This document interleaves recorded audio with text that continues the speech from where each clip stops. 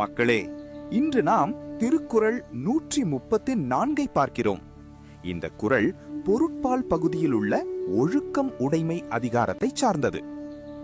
மரப்பினும் ஓத்துக்கொள்ளலாகும் பார்ப்பான் பிறப்பொழுக்கம் குன்றக்கிடும்.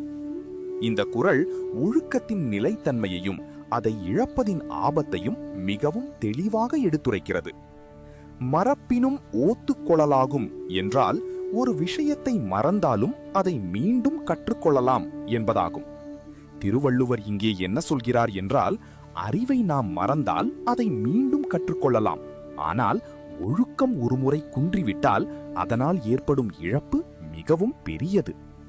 பிறப்பொழுக்கம் குன்றக்கெடும் என்றால் மனிதனின் உயர்ந்த நிலையும் மதிப்பும் ஒழுக்கம் குன்றினால் கெட்டுவிடும். நீங்கள் யோசித்து பாருங்கள், ஒருவர் படித்ததை மறந்துவிட்டால் மீண்டும் கற்றுக்கொள்ளலாம். ஆனால் ஒருவரின் குணநலன் கெட்டுவிட்டால் அதை திரும்ப பெறுவது மிகவும் கடினம். அதனால்தான் ஒழுக்கத்தை காக்க வேண்டும் என்பது மிக முக்கியமானது. அறிவு இழந்தாலும் மீண்டும் பெறலாம், ஆனால் ஒழுக்கம் இழந்தால் அது வாழ்க்கையையே பாதிக்கும். இதன் மூலம் திருவள்ளுவர் நமக்கு சொல்லும் முக்கியமான செய்தி என்னவென்றால், ஒழுக்கம் என்பது மிகவும் கவனமாக காக்க வேண்டிய ஒன்று. ஆகையால் நாமும் எப்போதும் நம் ஒழுக்கத்தை பாதுகாத்து எந்த சூழ்நிலையிலும் அதை இழக்காமல் வாழ வேண்டும்.